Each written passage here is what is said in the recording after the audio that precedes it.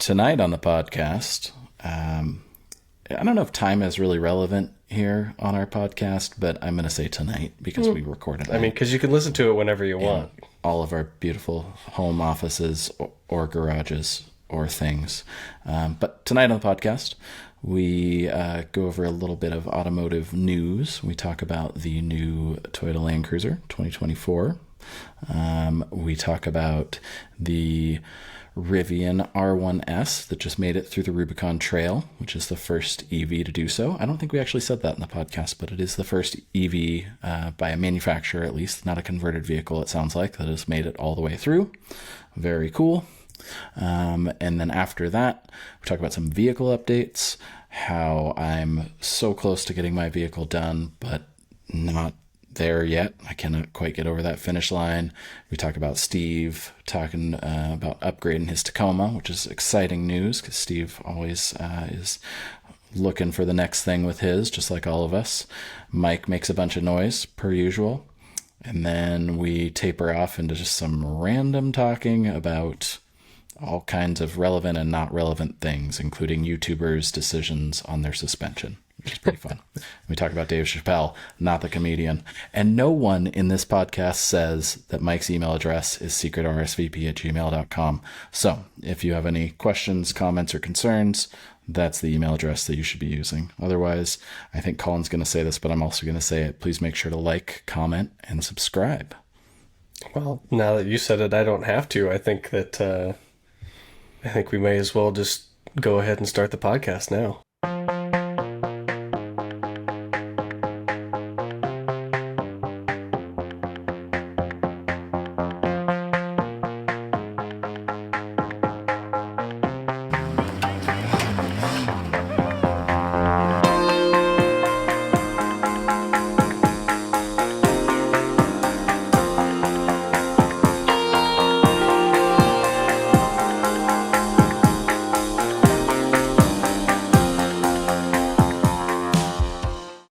Not that I'm anti like self-driving car, because I'm not, in a way. I am a little bit, I guess, because I do get the beta testing like question, because that is kind of concerning, right?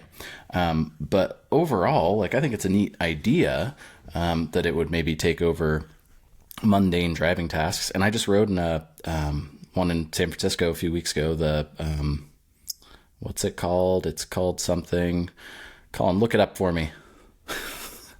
What am I looking up? I don't know what it's called. The self-driving car in San Francisco that you can. It's a cruise. That's right. So I rode in one of those, and it was pretty cool. We had one weird near miss because somebody like was parked on the side of the road with their hazards on, and it like went around them. It was fine, and then it cut in so aggressively, like I was to get back in the lane. Shocked at how quickly. Yeah, it was just like boom, we're back in traffic, which was strange. But anyways, I think that like it's probably not too far off, but I don't know. It just seems like there's so many variables, and like I get that it can learn, but then while it's learning, just like a kid driving, while it's learning, we're all on the road with it. So like that's why all those projects make sense, like they in San Francisco or wherever, places like that you get it. But like that's the whole thing that they're talking about, is that now AI doesn't have to do that.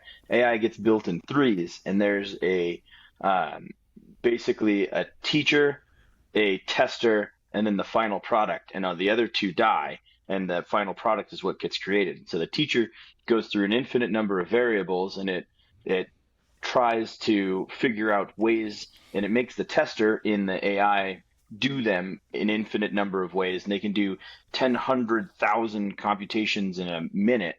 And the whole thing goes from this product that would normally have taken AI to learn, a year ago, it would have taken AI 10 days on the road to learn to stop at all the stop signs or whatever, right? Well, now it takes this simulation 1 second to learn every type of vehicle, the laws of thermodynamics and motion, and all of the things that could make it a proper driving thing. And it's infinitely better at it than anything that has been created. Now, those are all models, and now the game is how do you create that inside of a car? And nobody wants to do that because they've all spent all their time and money making their own systems that use radar and this and that.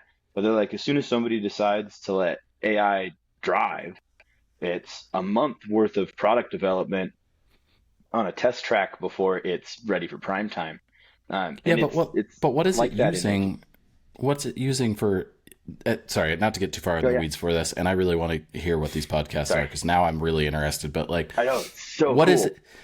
You said AI, and that's all fine and dandy, but plus what? Because it has to see. It is a computer that has to know what's going on around it. So it's got to be. It's got to be radar, or it's got to be cameras. And we've seen with Tesla that camera is pretty good, and we've seen with everybody else that radar's pretty good. But I get it. But like, because it's better is tough. Like, is it only camera? Is it only radar? Is it just new technology that drives whatever we're going to talk about after this, basically? Right, and so that's the thing that they're saying is that you give it a week with whatever you have, whatever is available to them, and you get rid of, because basically all self-driving cars are running software that are designed to detect all these things, and so you have to have so much space in the software to understand everything. Instead of teaching it to understand things, you have to teach it what each thing is to have that in there. It has to see it, recognize it, find it, and do it. Whereas with this AI system, they're like, you could give it 10 million photographs and tell it to find all the photographs with birds, and it will find 100% accuracy all the photographs with birds, and there's 7 million photographs with birds, and like it just found it in 1 second, and it has all of them, and you can it's getting ridiculous. It's the bunch of coding people were getting mad because it can code better than people now. Most like ChatGPT 4, which is what everybody's on, and 5 is coming out soon. But 4 can code better than the average person who codes, and they sent 100,000 people sent their code into ChatGPT, and it took 85% of them and made corrections that made the codes work better on things that were already functional. And so like just exponentially taking those things and putting them into an automotive sense, it's going to figure it out. It's just like the way the guy explained it is literally like teaching your child to drive, only you can do it in 90 seconds. And then they stop making the mistakes. And like, it's wild. I mean, I'm curious to hear about it. I think that I don't know. Yeah. I don't know if you all remember this, but we got sold this really hard when it first became an idea too. Like self-driving was going to be so easy, right? And Tesla has said 100 times, well, we won't even need a steering wheel, or we're going to have a removable battery, or there's going to be wireless charging. And it's like, that's great. And it's cool to be able to say those things and then convince people that they're real. And maybe they are, and maybe they could be real.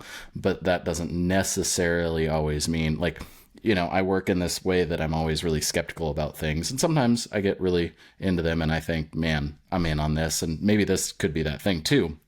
But I always like, maybe. Oh, I know.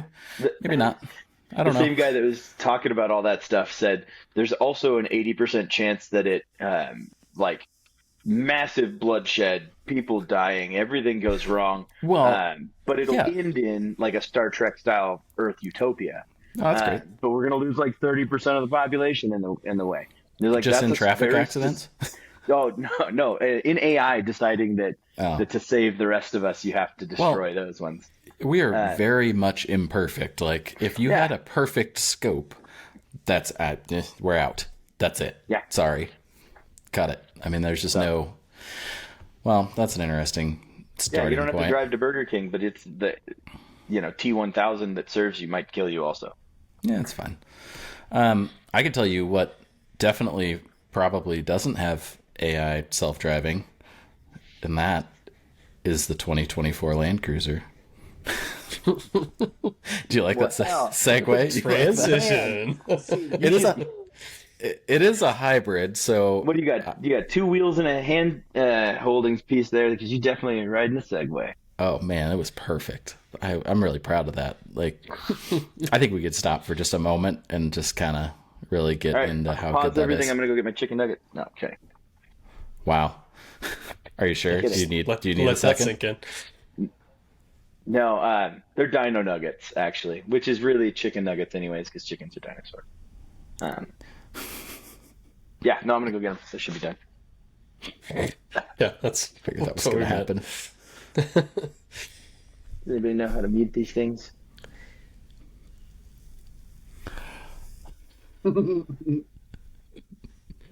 Oh.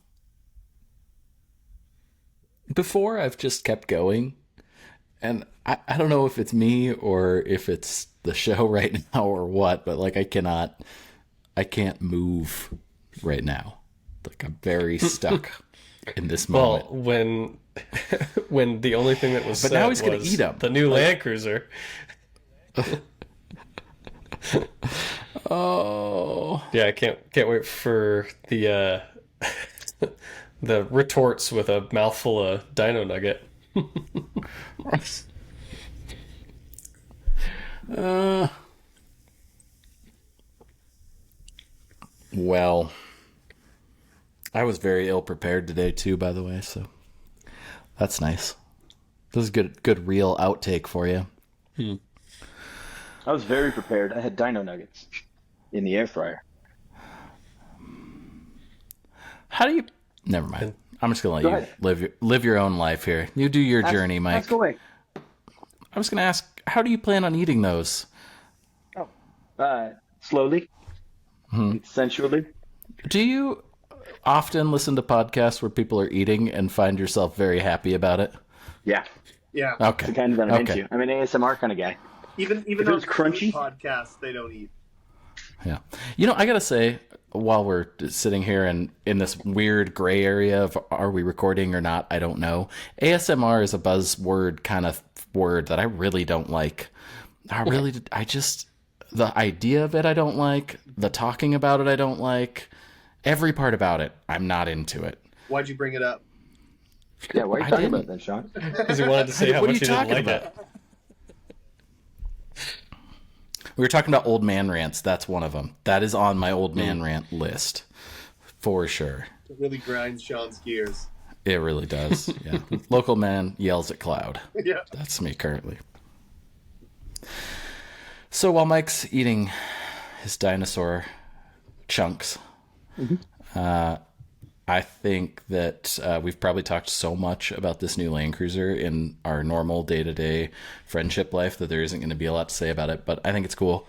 I am confused as to... So I'm not going to say a lot about it because I think everybody that listens to this, all 10 of them, have definitely seen what it is by now because it's been like 2 weeks since it came out. As I we're think my recording. mom has. Oh, except for Teresa. Well, it's a new Forerunner, or whoops, see, it's close enough to a Forerunner. You'd call it a Forerunner, but it's, yep, but it is the new Land Cruiser for the U.S. market, which means it's back after 2 years. It's built on the same chassis as pretty much every Toyota four-wheel drive is right now, although it's smaller, like a Tacoma. So basically, it's going to be a Tacoma with a Land Cruiser-like body. It is hybrid. It's got a 465 pound-feet of torque. It is full-time four-wheel drive. It has a rear locker option. Has a center locking diff, which no, Land it's not Cruiser an guys option. really like center locking diffs.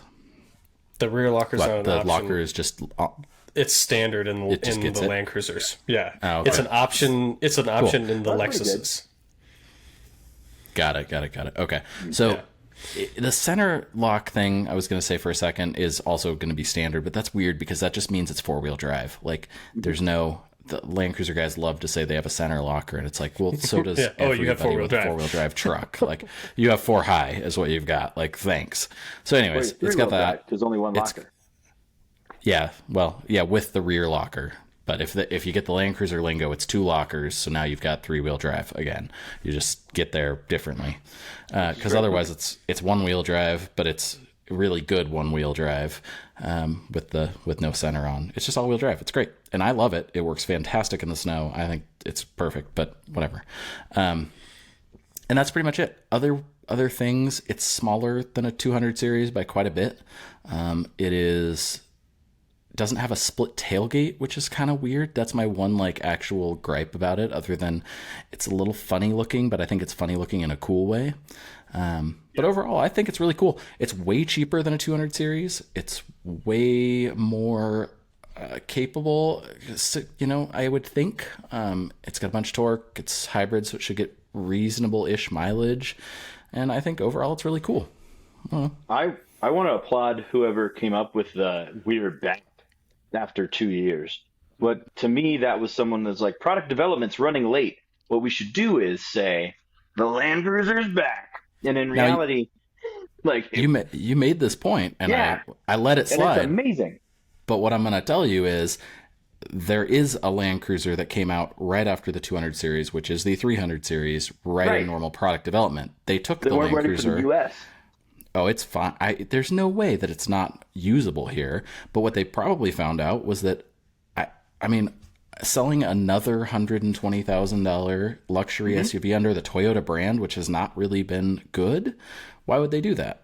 Right. It makes a lot more sense to sell a $55,000, which is still kind of expensive, obviously, for normal people, more capable regular SUV to compete with itself, which is strange because it's going to compete with whatever 4Runner comes out. I'm sure it'll be $10,000 difference, probably. It's competing within its own market between the basically the TRD Tacoma, which is going to be hybridized now too. Same thing. Yep. Yeah. So I mean, it's all chassis to chassis. So you're basically picking a trim package. But did they release any information as far as if the Land Cruiser is going to have a TRD Pro option and what that would entail, or? Not yet. There's like two trim levels. There's a base that's got the round headlights, and then the fancier one that's got the rectangle headlights. As far as I can tell, the big thing is that the one with the square headlights has got like standard leather and all the little bit nicer stuff. The other one is cloth interior, but still has all the cool off-road bits. And they have the same drivetrain throughout, which is pretty cool. There was a little rumor about maybe more like a full electric option at some point. There's some other things that are kind of out there. But for the most part, it's pretty much a Land Cruiser looking body on a Tacoma, except the thing that I can't figure out is that the Tacoma, as far as I can tell, still has a part-time option. Like it's still 2-wheel drive if you want it to be. Whereas this, I don't think it will be. And I think that's probably just a decision that they made based on it being a Land Cruiser, probably. I don't know. And then the other thing that's kind of funny is that sorry to go over you, Mike, there, but like they said like very carefully at some point that this is I heard a couple times, this is not a Prado. And then immediately, like 1 week later, they released it everywhere else as the Land Cruiser 250 Prado, which whatever, it's fine. I don't like whatever, it doesn't really matter, but it's kind of a funny thing that they didn't backpedal on. They just tried to make it sound like that's not what we're doing here. So. All right. Did they just do the math and find out that the 80 series is finally starting to like wear out to the point where people wanted a new one? And so maybe. Like, oh yeah, we did 400,000 miles already. We should probably upgrade for those guys. They pinned me because that thing is like the size that I want. It's not so much that I'm like, oh God, no way. Like I kind of want a hybrid of some sort. Like I was just like, wow, make this a plug-in that can go like 40 miles. And like, I'm really into it. Right now, I'm pretty into it. So it's the 80 series for dads. Yeah, for sure. At a certain point in time, you just carry a jerry can and a small electric generator to recharge your vehicle. You know what I mean? Exactly. It's almost the same thing you're doing. But one thing I did see that they're putting standard in all of those Land Cruisers is like a 2,500 watt inverter in the rear. Oh yeah, I saw that. Battery with key ignition off, which is an insane option, and I don't think many electric vehicles are really offering in that way, other than the Rivian as well. Yeah, power bank. But then the way I'm kind of seeing the Land Cruiser is like it's not making it so that you have to have a TRD to have the off-roady bits. It's like they're making it a standard trim. Like I said, the locker is like the rear locker is always in it, in the standard trim, all of that. Like that's always there. It also has a sway bar disconnect.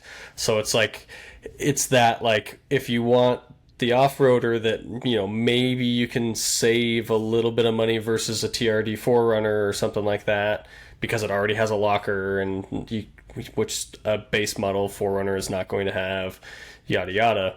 Yeah. So it's like they're like finding that middle ground of, you don't have to get the TRD or a Pro to get the off-roady bits with this.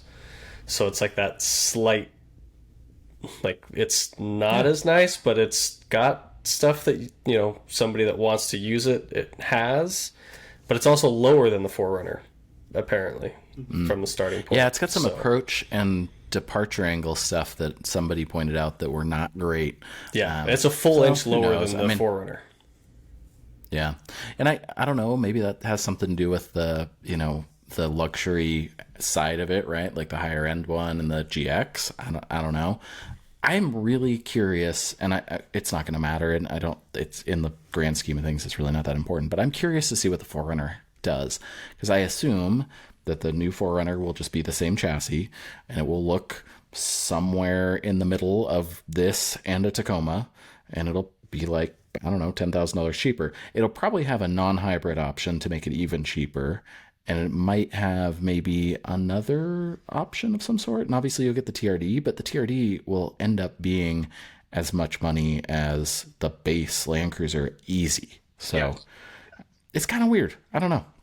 I mean, I'm happy to be a person who likes Toyotas. I think that's cool. It's like being a Jeep guy right now. Like, there's so many Wranglers and so many Gladiators. Like, oh yeah, you can get a 4-cylinder 2-liter, or you can get a 392 Hemi, and you can get 3 stops in between that. So like, that's pretty sweet. We're pretty lucky to be in a time where that happens.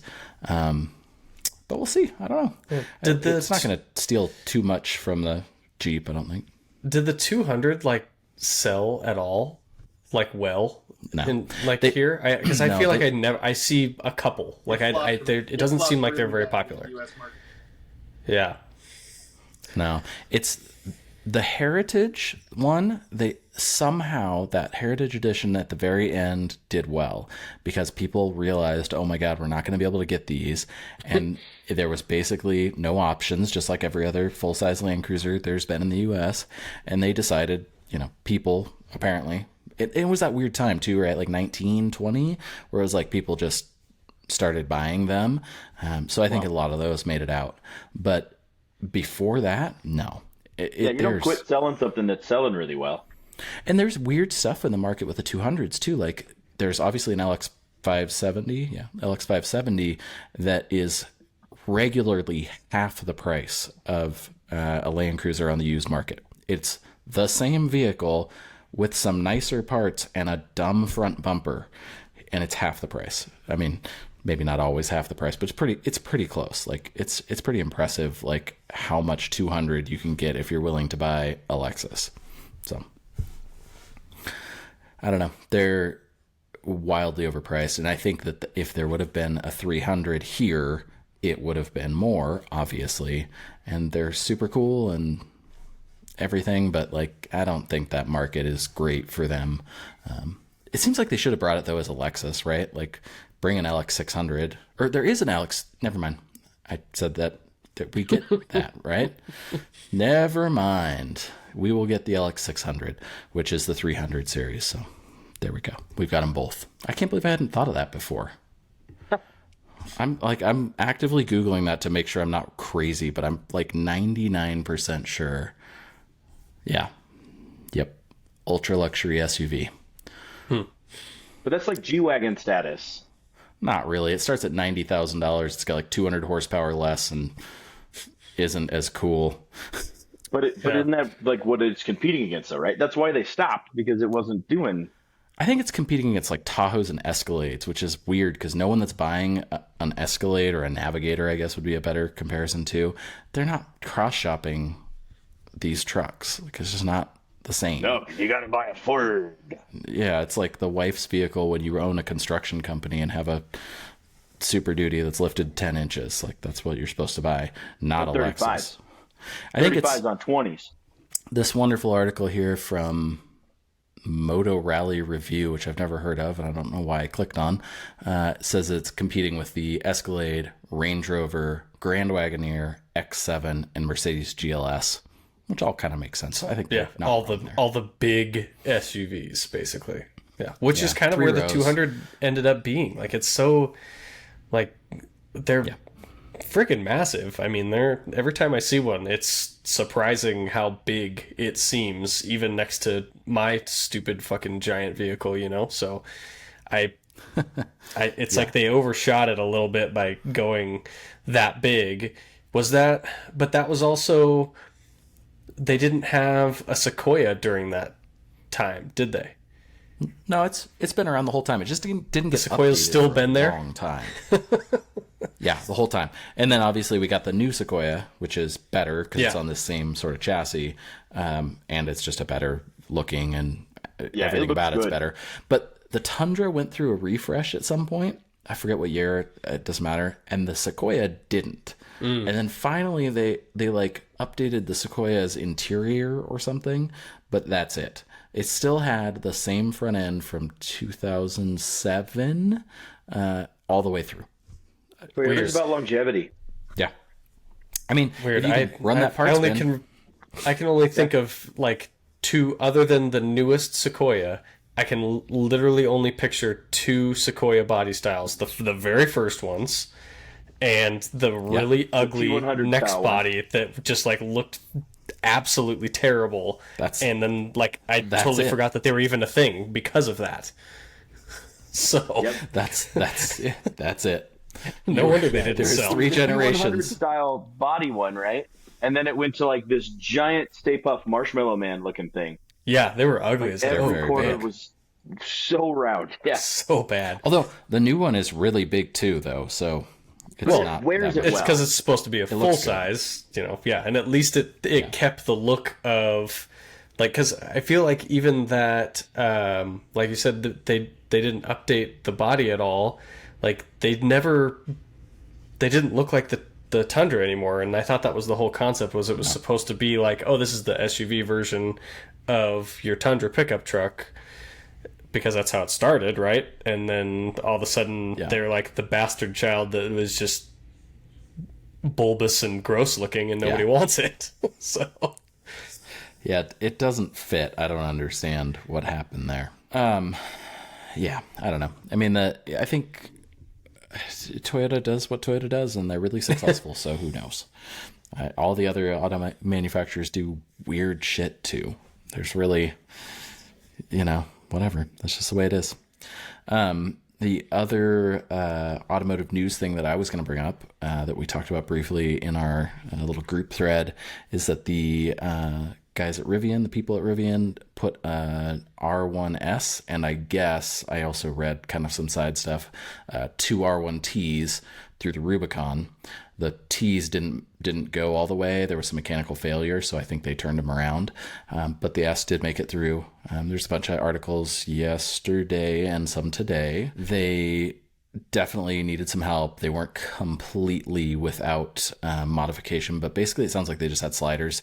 The stock Pirellis were on them, and they made it through in one charge, which is kind of cool. I think that's one of the more interesting bits of it. Like, I think that we can all look at that and say, yeah, stock rig with a bunch of power and some ground clearance and some tires that are pretty fine.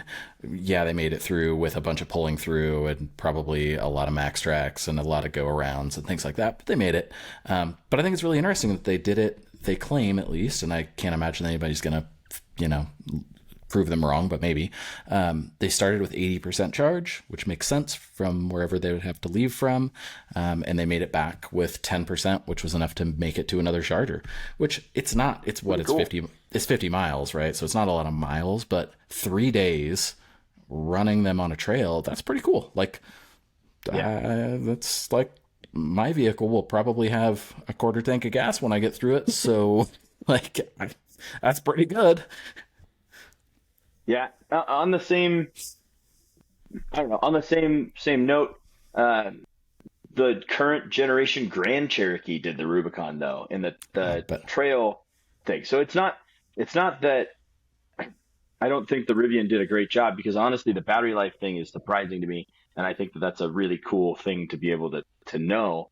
But the more, I don't know, what I wanted to point out there was that, like, modern vehicles are figuring shit out, because that Grand Cherokee I had one and I worked out of it, and we took it wheeling, and it did stupid stuff, and it shouldn't have. And it was Yeah. a Trail Hawk or whatever. But the fact that independent suspension isn't a limiting factor the same way it was anymore, and electric isn't a limiting factor the same way it was anymore. Not to keep you off the trail, right? I see you wobbling your head. I was gonna say, because But like it's not the best, but it's doable, right? They made it. in this scenario, you have to think about something, right? Like, so They made it. electric in this means 4 motors, which means active differential per Yeah. corner, and it means 800 horsepower. So like that part of it is a big step up from a lot of things. The it's also distance, though, 10,000 pounds or 6,000 pounds or whatever those things weigh. They're a billion. How much? Yeah, they're 7,000 pounds ish, but I'm sure there's about, I don't know, there's many overland rigs touching that number, because I think Jesse's rig is like 7-ish. Yeah, 64, 67. Yeah. So like that's up there. The And Range Rover was sure isn't getting right there. Yeah. Yeah. With his 200 horsepower. Yeah, and I understand all that, but like those used to be things that you would think were not a thing that was doable with those two options, right? Yeah, just like saying that, oh yeah, I'm going to take a Nissan Leaf across the Rubicon before these trucks were available. We're like, haha, yeah, whatever. Electric's not doing the Rubicon. And now Leaf owners are just piling up at the entrance, ready to go. Those guys and there's a bit of a difference between a Rivian and a Leaf. I don't know if anyone's noticed. Yeah, a little bit. That's exactly what I'm saying. No, but I get your point, Mike, because a few years ago, you would look at an electric car and you would think Leaf, Tesla, that's about it. Yeah. Right. And now we're at a spot where we have 800 horsepower, ridiculous off-road vehicles. We've got battery. People. Yeah, multiple people. We've got battery electric, plug-in hybrid Jeeps. We've got things coming along that are like they're kind of straddling that line and being the best of both worlds sometimes, which is really cool. Yeah, I think it's interesting. I don't know if I said this before, but I think it's interesting that the Rubicon has become like the off-road Nürburgring, where there's no time involved, but it's always like, well, we put it through the Rubicon, and you're always like, and we got this much body damage. Okay, but what does that really mean? Like, I would love, and I've said this before, like things like a Rivian, I would love to take to Klein. I'd love to do on the Rubicon or something and just see if there were no consequences. But the problem is these things are still $120,000 trucks. So like, there's not a lot of people willing to do that. There's definitely some YouTube personalities and things probably that would, but beyond that, like your normal person, that's even the next step up from your 392 Rubicon people, even though they're putting that much money into it, probably. Like, it's not the same thing. Your normal guy that's going to spend that much money on a truck is also not going to do that with it. But yeah, $100,000 392 Rubicons on 40s with tons and hydro assist and full skids. And like, that's why he did that. The guy with the Rivian is like, I like to have a truck and I would like it to be electric. yeah. Yeah. And a little fast, maybe. Yeah. But Jeep's also been able to like cultivate an audience too within that. Oh yeah. Well, and that Rubicon being the testing ground is Jeep. That's who did it. There's no one else. It's obvious. Like that is the crowned champion of doing that specific trail to prove off-road prowess.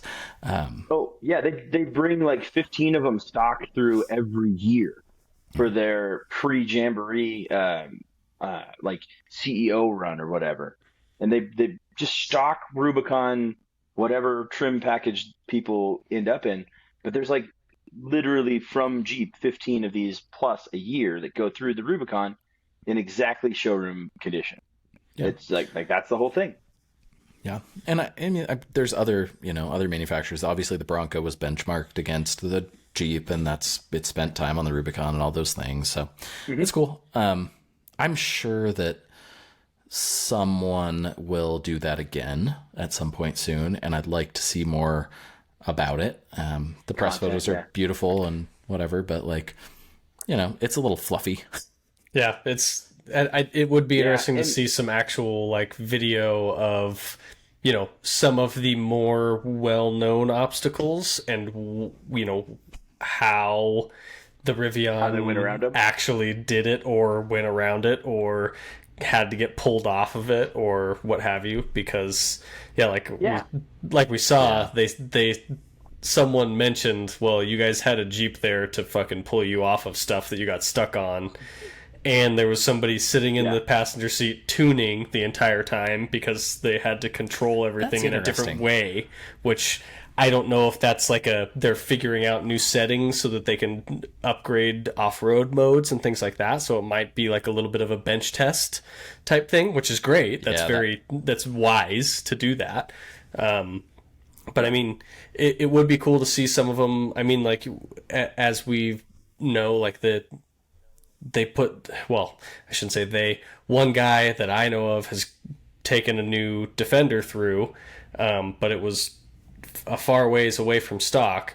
But the Rivians only have stock tires, but you failed to mention how big they were. They're 34s. They're 34s, yeah. So it's like it's right there at that like limit of what people usually say you want to have to do the Rubicon. Granted, because of the motors that, you know, they don't have to have the lockers, because everybody says, oh well, front and rear locker, if you've got 33s, 35s, you can get away with a rear locker.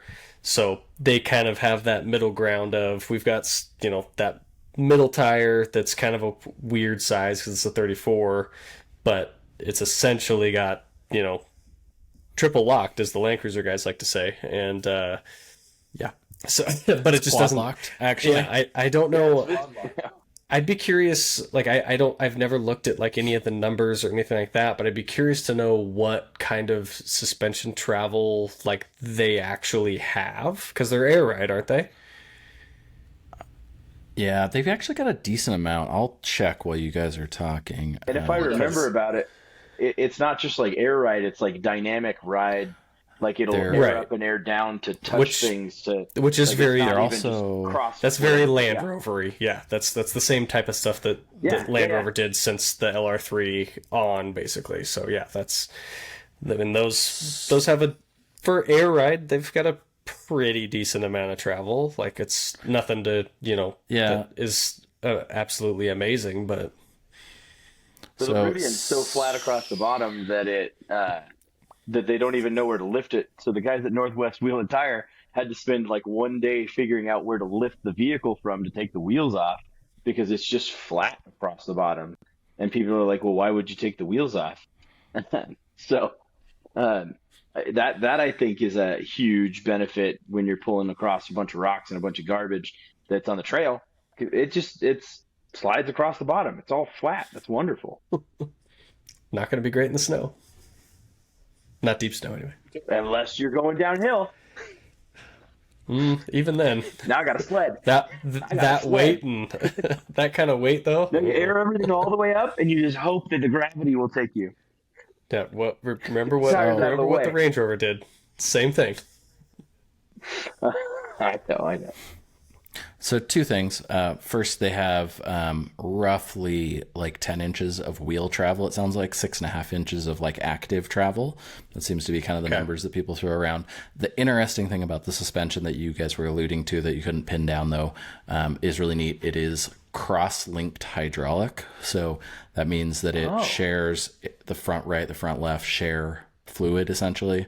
So not only can it adjust its height on the fly, it valves that. So like that's a suspension technology that was like created, I have no idea where and for who, but it's really popular or really famous for Land Rover, early 2000s. So. With LR3's the cross hydraulic thing? It's not hydraulic, it's air. Interesting. But they cross valved all those. So yeah, so they act like a live or quote unquote act like a live axle. Yes. Yeah, this is the I think Ford thing. Yeah, it's something to do with the dynamics. Yeah, of Ford like Jaguar. Yeah, how it. Yeah, pretty much all the same. Yeah. Anyways, but yeah, pretty high tech stuff. Pretty cool. It's a cool rig. Okay. I like them. Yeah, I mean, 10 inches of also travel they're really big. Is pretty good. Yeah, it's nothing crazy. I'm sure that they lift wheels which yeah. that's what I'm interested in seeing is is it go through some stuff and like lift some wheels and you know, see what that that breakover point is of where it starts to look sketchy, because there is, you know, we've all seen cars lift wheels and some of them look sketchier lifting wheels than others. So it'd be interesting to see at what point, like how high does it start to look sketchy versus this is just kind of what it does, you know? So yeah, is it a baby giraffe or is it a corgi? It's a long wheelbase to be lifting wheels too. It's like that like a Super Duty lifting wheels. Yeah, they're not small. It's not like full size SUV big, but it's not small. No. So very interesting. Cool. Colin, did you had something else you were gonna go over, which I thought was gonna be fun, because we don't really have like a main topic, so we were gonna just do our news little bits and any other, if anybody had any updates on anything, and then Colin was gonna do something, ask a question. Oh, well, I mean, updates on stuff. I feel like Sean has the largest update for us from the sounds of things. Well, so it sounds like a really big update, but basically what happened was I took 3 days to put my transmission that took me 45 minutes to pull out in. So you know, you can ask for help, right? No, I didn't. It didn't actually spend 3 days, but it took 3 days because I did it like 1 hour at a time. So probably 3 hours, I guess. It got fluid? Did you drive it around the block? I haven't gotten there. It's currently still has the jack under the transfer case because I had a podcast to record, if you'd believe it, and I did that instead. So, well, I think that's all for us today, guys. Let's get Sean back into the garage, and I hope everybody had fun. Like and subscribe, and get the fuck out of here, Sean. Yeah. I had the one beer, so no. I'm done now. You're not going to paint your Jeep? No. If you need to weld after the podcast, I'm going to go ahead and paint my body. I'm not going to lie. I let that last bit of this drag a little too long. Up until now, I felt pretty motivated, but that last little bit really has gotten me. Taking the trans apart is really tedious. It really sucks. Putting it back together is very tedious, and it kind of sucks. And then trying to get that 4.5 foot long transmission transfer case combo put together under the truck, put on the stand or the lift, and then finagling it around. It's just like the smallest little amount of movement takes so much effort. And I'm not complaining. It's fine. I've done harder projects, but it's just really got me completely worked. Like I'm at an 11 out of 10 with being done dealing with it. So hopefully this works. There's no reason it shouldn't.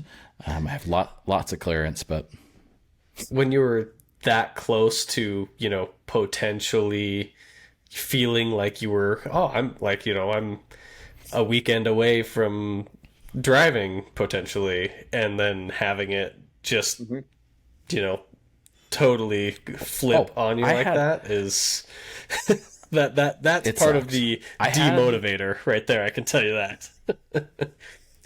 I had an exhaust appointment set up for the next day, and I was confident because I had gotten it up to temperature. Everything is fine. No leaks, no weird stuff. I have a little power steering leak, which I'm probably going to end up fighting for a while. And everything was fine, and then it wasn't fine. Yes, like my axle, which I got to do at some point too, but now it's just whatever. I have so much. The difference between 2 months and 3 months of axle seal seepage is aggressive. I bet.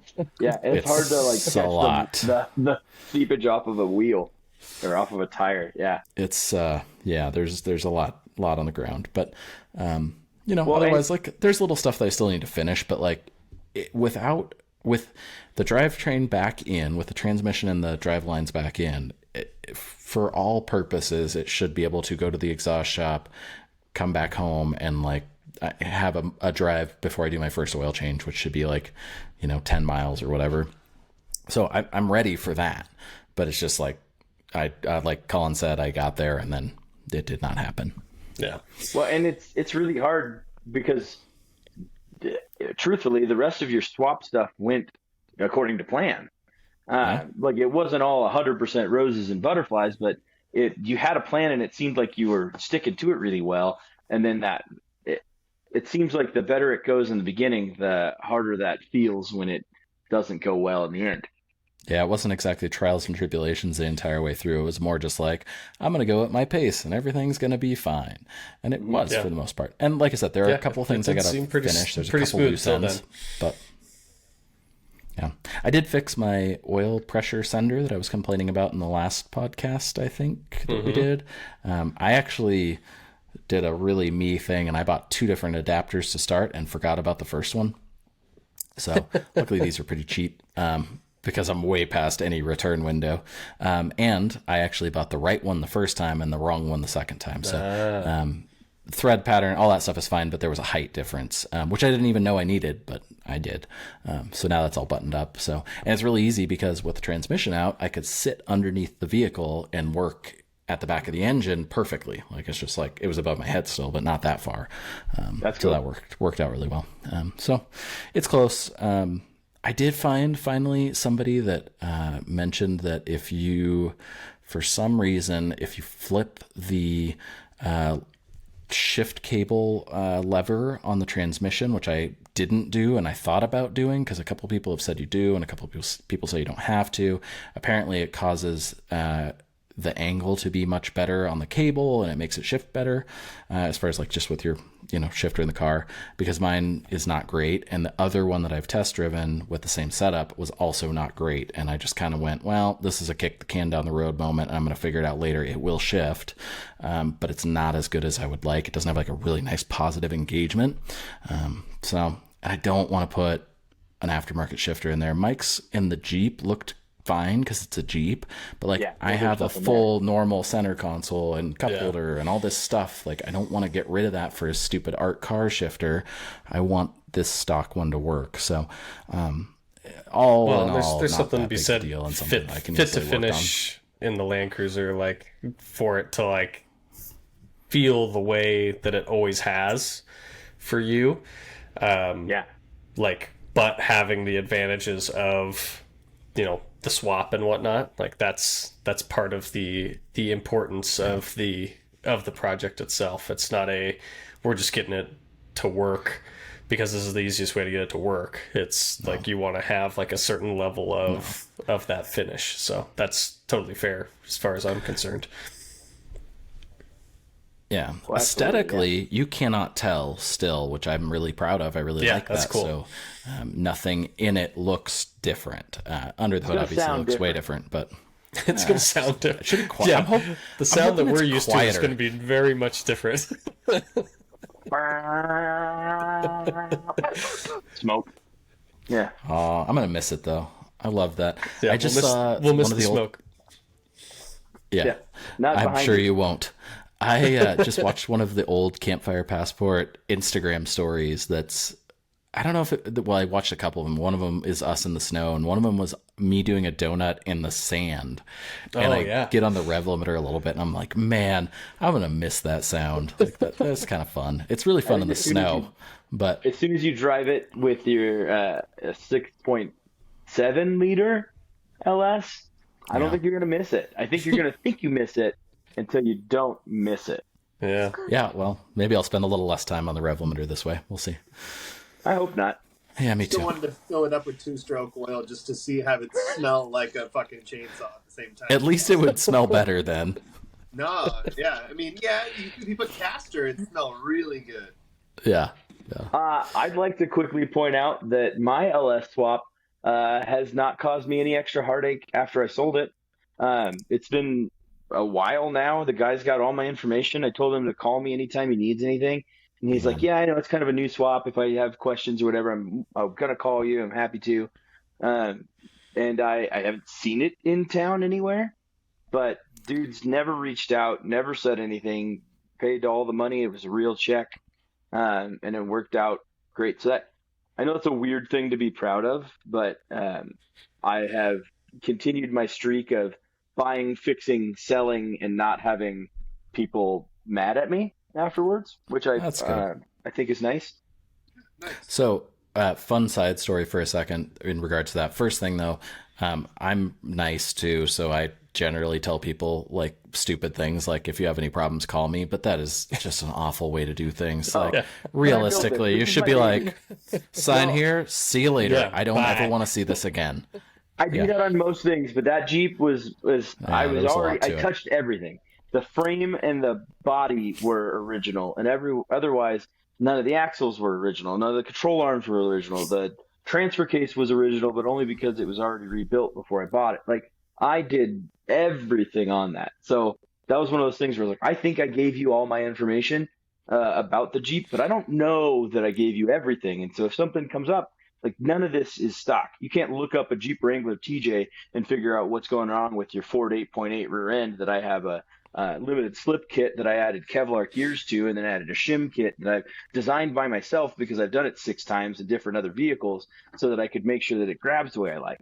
Like, you should call me. I'm going to talk you through it, and I'm happy to do that. But yeah, not a single word from him. And he was going to go do the Rubicon this summer, and I haven't heard anything bad, good, or otherwise about it. But this is where my story comes in. Maybe it really went bad, or he put a different engine in it, because I sold a car that I was super proud of years and years and years ago. I had an EG Civic 4-door, and I had an Integra Type R swap in it, and a bunch of cool stuff. Like, really cool for me at the time. I loved it. I still kind of, it's like the one that got away kind of car sometimes.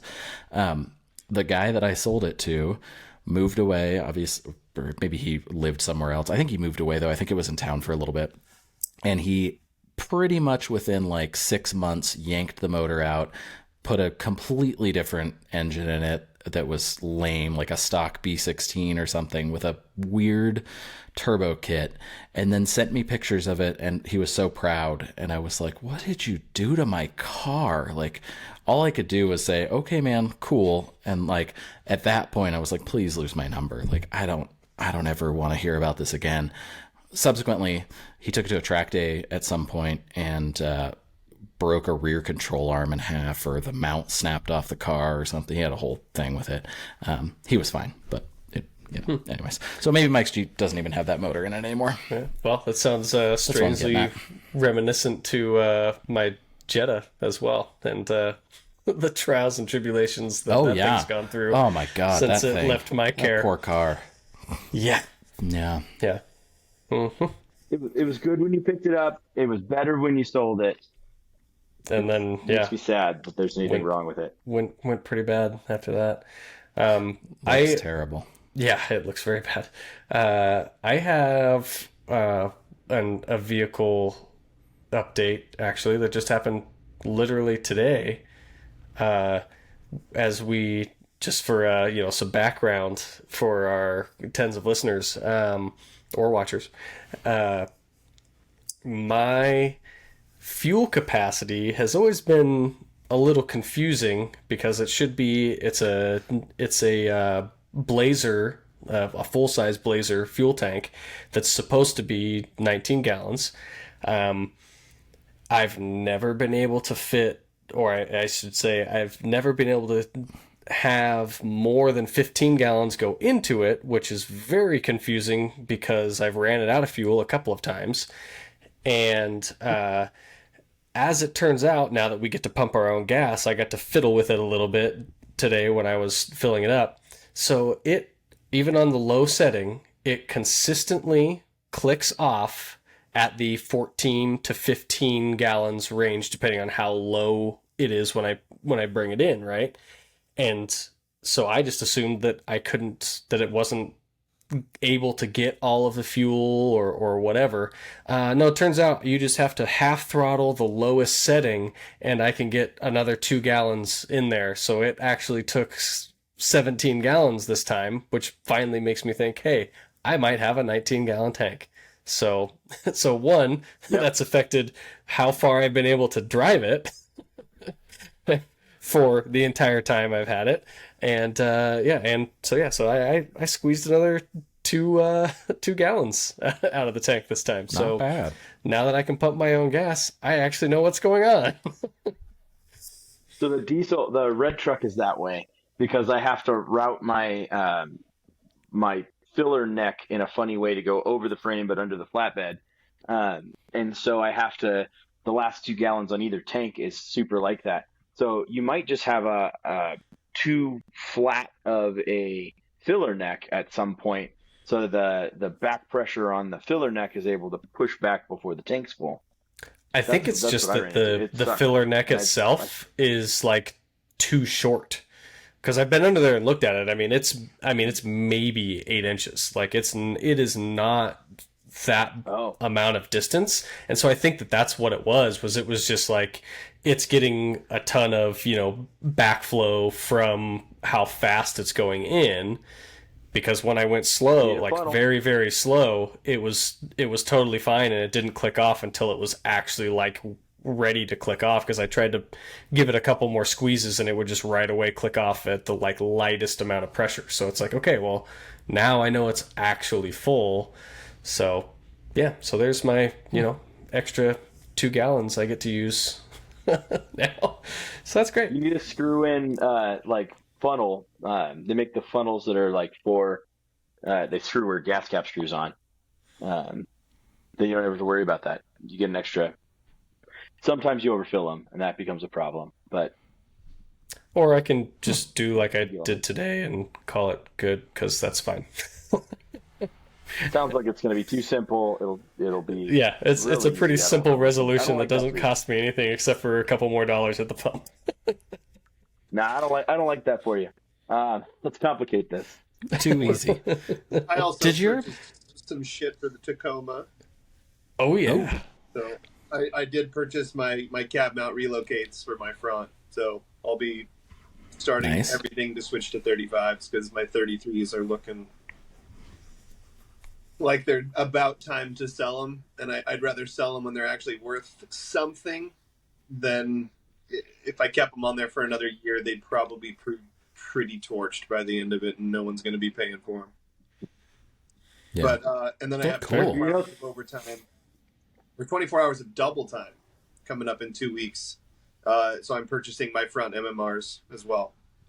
So I'll be able to adjust up another ½ inch. So be roughly at a 3 inch at least in the front lift. Nice. So, 37s are cheaper than 35s right now. I'm just for budgeting purposes. Yeah. I don't know if you want to. I'll send you the link. But he also has 16-inch wheels, not 17s. I would need front bumper. Yeah. I don't want to talk about that. Full new front bumper with 37s. And then I'd be at where Jesse's problem is now, where it's like, well, if I continue, I'm going to start breaking shit on 37s, because I'd have to gusset my spindles. I'd have to do a bunch of other things to really honestly run 37s. I'd probably have to go to like the Tundra steering rack and certain things to actually want to wheel 37s that hard. I mean, Jesse, and I like that for you. That's a journey. Stock steering rack. Yeah, that sounds like a wonderful journey for you, and I love that for you. Yeah, that sounds like a fun journey. Sounds like good content. Thankfully, there's already like a kit now to do a Tundra steering rack swap, but it's not an easy job. No. Sounds like you're slowly talking yourself into it, so I'm here for that. No, I'm talking myself out of like doing anything more than just going to 35s and calling it good. Because isn't it a Land Cruiser spending the money on just steering rack too? I thought they were 200 series racks, but I could be wrong. I don't know. I thought that's it for a while. that's what went it through was. This phase with his Tacoma for a little bit, but yeah, because I think that dirt lifestyle Nate dude, I think that's what his was or is on his Tacoma is a 200 series rack, because there's somebody that makes a kit that you can use, and it's pretty obvious how much bigger they are, but yeah. I think that Marlin crawler kit that he's got, the RCLT kit, comes with their own branded rack, but I'm pretty sure after a little bit of research it's a 200 rack that's just made to fit. So that's cool too. And Jesse did that JD Fab stuff on his truck, like Colin's truck, which pushes the front forward too. That's the other game changer with the 37s on one of those trucks, I think. But the RCLT is better. Talking with him, he was kind of regretting some of that work as well, just to on some of that stuff. Interesting. Yeah, from what he kind of, I mean, that's Jesse being over analytical too, but Yeah. Well, now he's because he was the one saying, well, instead of doing what I did, I say we just, because it was a matter of clearance more so than anything else. Yeah. And you might as well just relocate the cab mount that's in your way. Versus, I know it's a lot. It's just as much cutting and grinding, but not near as much work as far as it goes, especially if you're just going to stick with 35s. Yeah, not as much geometry either. I mean, and if I'm going to go to 37s, I'm not going to. I'd go to a long travel kit, and at that point, I'm changing everything up. Yeah. You know what? That's a slippery slope. Yeah. Who are we going to get? Vehicle. It's by Land Cruiser or by Bronco or Yeah. Speaking of Land Cruiser, which one of you are we going to get? Who's going to get to 35s first? You or Aaron? Because we got to get Aaron on 35s in the 100 series. It will. So I think he's slowly coming around to it. I'm gonna. I tried that today. Sean's trip again next April. Yeah. Yeah. Yeah, we need to get Aaron on board too, because he's still living the 16s life as well, but still we should be able to get. I'll probably buy. Sounds like he's coming around. Front bumper kit, and then drive to Casey's house, and have him help me do bull bars and certain things for it, just to make everything easy on him as far as fab work goes. You can come over here. I got a little welding station right there. Colin used it once on some suspension. Have you been to? Casey's got a great shop. I'll just drive to Casey. Oh, I know. I'm just kidding. Yeah, sorry, Mike. I'll just drive to Casey's house. Yeah. Plus, my winch is already there. That's been sitting there for I think 3 years. Oh He's also like 2.5 hours closer than I am, so I don't. No, he's talking about Casey, not Jesse. Not Jesse. Right, but isn't Casey over in Portland now? Casey lives in Sun. No, he lives in Sun River. Still in Deschutes-Wood. Or DRW, yeah, sorry. That's right. He's in Sun River. Yeah. So I knew he was in town before and he was doing a bunch of stuff, but I thought he moved back to the valley for some reason. I haven't seen him forever. He's working for Thurin.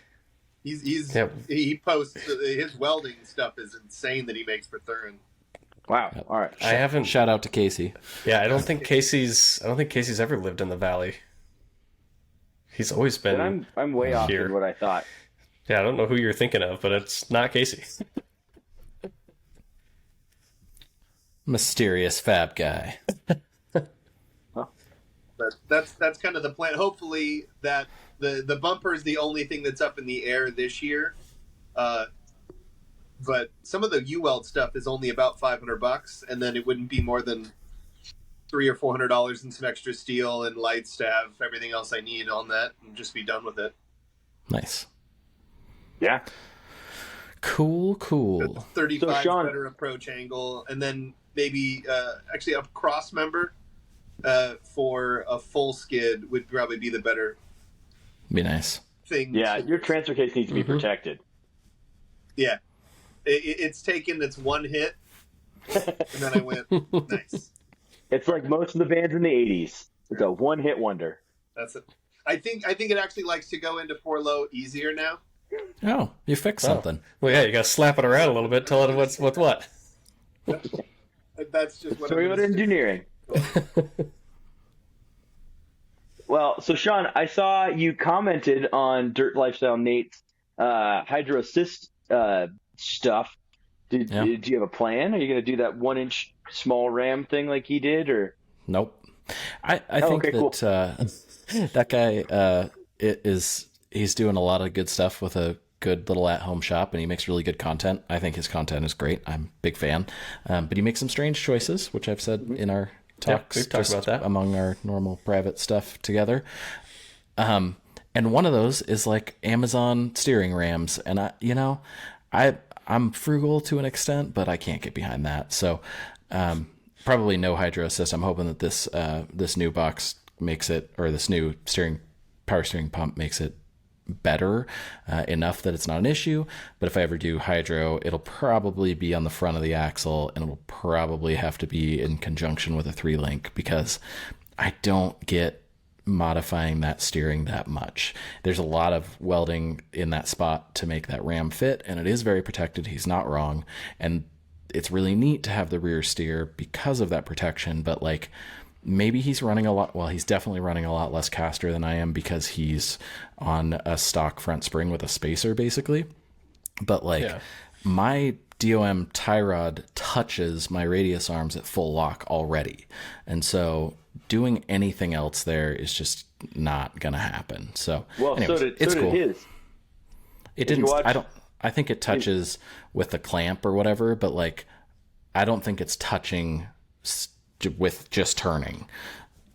No, yeah, it was when he had the front pin pulled on the radius arm and something else. It would touch it like full lock, full droop, and something else. But is that another thing? So I haven't seen that you have anything like that. Is that another thing that you're considering? He's got that like front pin on the passenger side to drop one portion of the radius arm. Then I thought, like, that sounds goofy. It seems like you're working really hard to do nothing.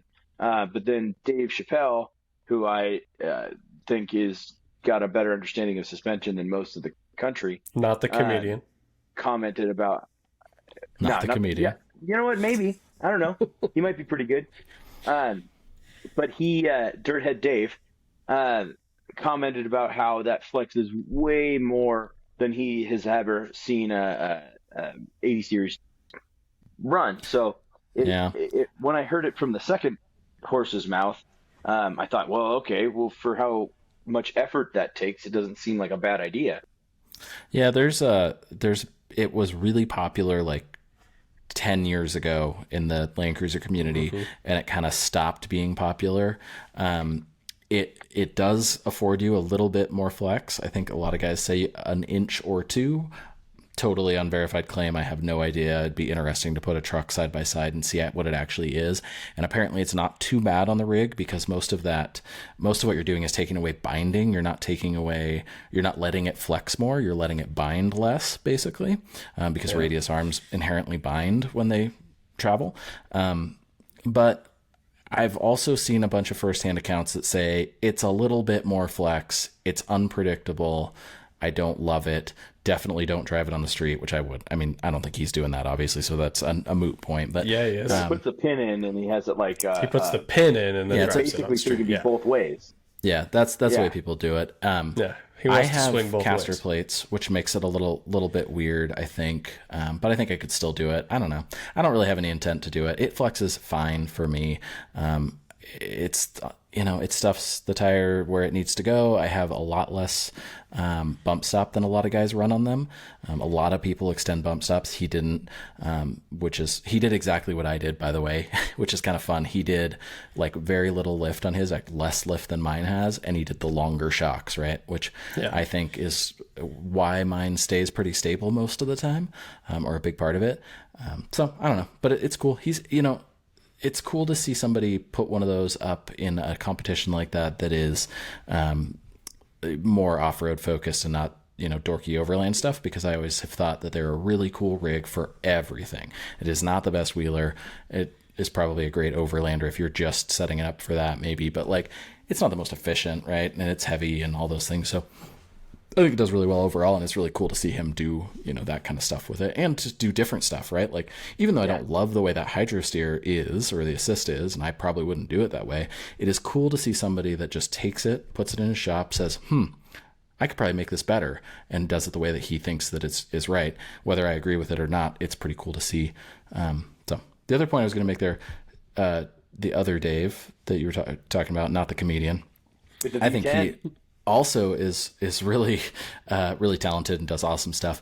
I would love to pick his brain on the air suspension thing, because talking about a guy that makes weird choices, that's one of them, and I don't get it. Very weird choice, and I'm sure that he loves it somehow for some reason, but and they seem to perform fine, but like, I don't get it. It just seems like a lot of extra complication for, like, maybe he he runs it cheaper because he knows what he's doing and he's not scared of it or like whatever. But like, it's really weird that I don't understand. So whatever. But he makes cool stuff.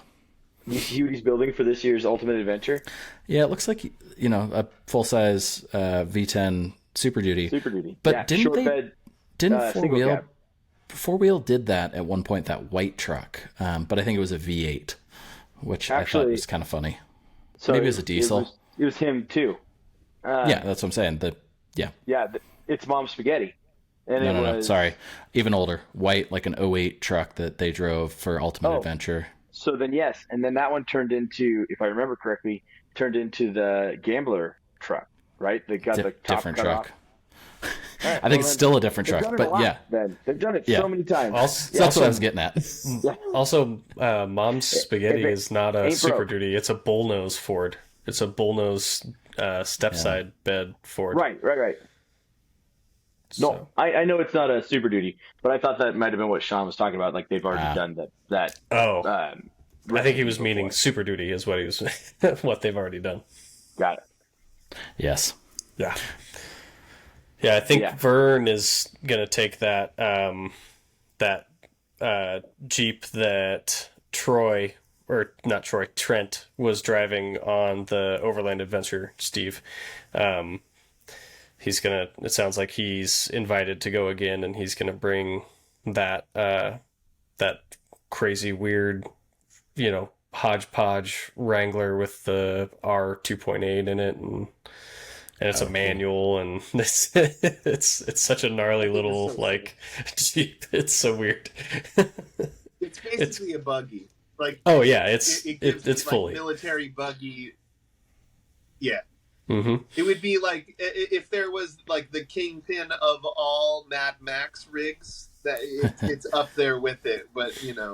I think it's so sick. That's a Jeep that would make me a Jeep guy. But Jeep people are weird, man. They really are. They are. Because I'm a nerd and had to look this up to know what I was talking about. Four Wheel built a 13 Super Duty, I think, in 13, which was a Power Stroke truck, and did like a 4-link in the back and put it on portals, factory axles, portal boxes. It was really cool. Single cab. I think it's a long bed. I think that's probably what this truck is too, I guess. Anyways. No, it's a short bed. There's a whole thing. Like he found... Not bobbed. It's actually a short bed. Yeah, it is a short bed. And then it sounds like he's going to dove nose the front. He's got plans for... I think he's going to narrow the bed, but I don't know for sure about that. There's just talk about, he's like, I'm going to bring the body in and then I'm going to make the axles work underneath of it and show that like, you don't need to build a whole ridiculous thing. Like if you're willing to do some fab work. Like building a whole bunch of ridiculous stuff with fab. Yeah. Time, not money though. I think that's the thing that always gets me. Not money. So this is definitely a long bed. That would allude to once again that it's short looking though. That they lost the Onyx Challenge. Then, if he's building his own truck to do Ultimate Adventure, because if they would have won, he'd be with Nate in the Land Cruiser on that trip because their team won. They definitely lost. So they lost. Yeah. They definitely lost. Yeah, but also before that even came up, before even any of this stuff happened, he had already had that red truck purchased. So, but I think even like before there was any chance of him, knowing one way or the other, he had that vehicle purchased. And now I think it just might have turned into the Ultimate Adventure truck. So fun. Yeah, I think it's gonna be That'd be a fun trip. That would be a cool thing to do. That would be a cool one. That's for sure.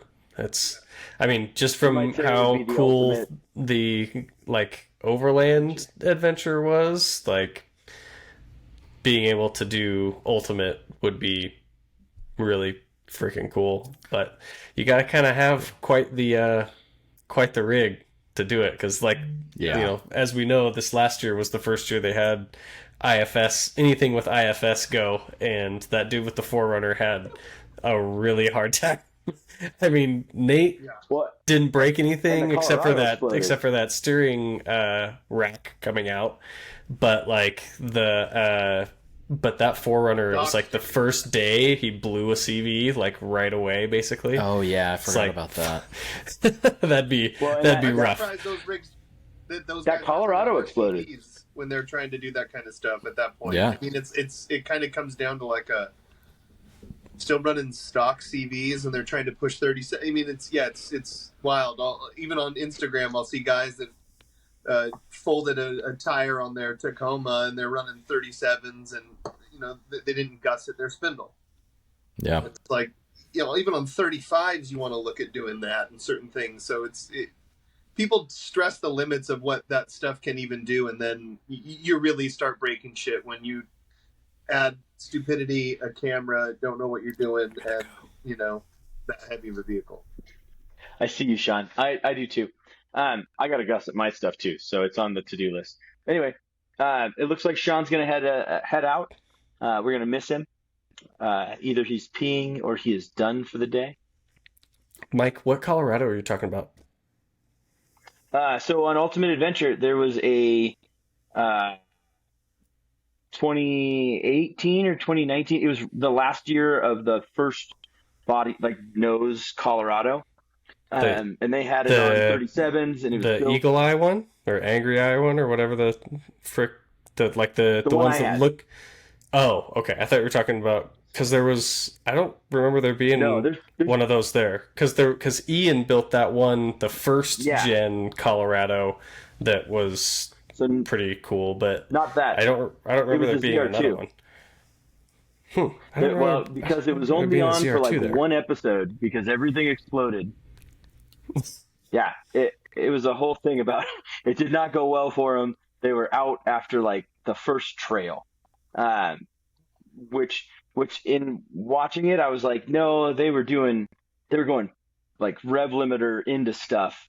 They broke it. Not it was a bad rig in my opinion. But yeah, they took a ZR2 Colorado on Ultimate Adventure, and it just didn't go well. Yeah, I don't remember seeing it in any of the videos or anything that I watched. I just remember Ian's and how he had like a transmission blow up or something like on his way there or whatever it was. Like midway Because of the through, he did like he did an overnight swap and then got back out there, which is kind of the theme of of that trip is just freaking get it there and drive it. So. The funny thing, too, about that is he did an LS swap in it, and those had LS. You could get them with an LS. Yeah. Granted, they're not easy to find with an LS. Like, it's... I tried, trust me. I found one in the valley, and it sold much faster than I could get to the valley to look at it, so... Yeah. But Ian's Colorado is cool. That's the setup. Like that's exactly how I kind of envisioned a small pickup truck, like overland crawler landing setup to be done is exactly how he set that up. So, other than his hair, he knows what he's doing. He's got His endless supply of black Dixon shirts. The important thing, the guys I think are going to win that Onyx Challenge or that S10, and that's like another version of the small Chevy truck on tons, but leaf springs and stock 4.3, and it's just crushing. That thing's just out there destroying. It's a cool truck. I think if I'm nitpicky, because I'm me and we're being our authentic selves on the podcast here, I don't like their goofy things that they're doing, like the Ninja Turtle diff cover and stuff. I hate that stuff so much. I hate that kind of thing. But it's a cool truck. Gimmicky stuff, Sean. Yeah, I'm with you. Which is funny because you're a Misfits fan, so I don't know how you don't like gimmicky things, but you like the Misfits. What Okay, If you don't like the Ninja Turtles, Miles is gonna hate you. Okay, so first off, I love the Ninja Turtles. I'm never going to put a Ninja Turtle thing on anything that I own, but I still love them. All right? So calm yourself over there. That sounds like a real easy way to get out of the Ninja Turtle hate. I like the Misfits. The gimmicky Misfits are the Misfits that our good friend Jesse love, not the regular Misfits. Okay? And Steve, let's just keep this low key right now, because I don't want to get into too much of a music podcast here. He'll never see that. No words. But I have also very little Misfits paraphernalia. I will run an air freshener from time to time in my car. No stickers, no tattoos, nothing. All right. I'm a casual observer. I enjoy the band quite a bit. They may have shaped a little bit of my teenage years for a bit, but you know. Anyways, that was rough. I don't know why you would throw that out there so hey, harshly. gimmicks are gimmicks are gimmicks. If that says anything for you, Sean. Mm-hmm. So. You like Daddy Yankee? What do you say? Oh, I said the one vinyl of the Misfits I have is Static Age. So if that says anything, despite my feelings of Michael Graves. Well, I got to go make Miles go to sleep. So if we're done here. Well, now we are. Great. Bye. No, that didn't work so quick. Yeah, good job. I pushed the wrong button. Doing a good job here. Then don't leave, though. Yeah, good job leaving. All right. Well, I'm sticking around now. Turns out I didn't want to leave. So, Psych. there. Yeah, Sean, I hate gimmicky bands too. Just so you know, like I'm not a gimmick guy. I don't like that stuff either. So. Yeah, I know. So they're my favorite. I'm with you with the turtle shell concept. Granted, I didn't even know that was what they did because I didn't follow any of the builds, other than Nate's basically, because like you said, Nate does a good job of that type of as that type of YouTuber person. Like that he's like one of the very few I can sit through and like actually like feel like I'm enjoying what he's doing, even though, like you said, he does do some weird stuff that just doesn't make sense to me. But whatever you do, just trying new things. Whatever. Yeah, I still think that the Ram Charger's the coolest rig in that challenge, but but it broke hard. It's just a cool platform. No, I haven't watched any of it. I just think it's like the cool platform for that. Oh, not spoiler alert.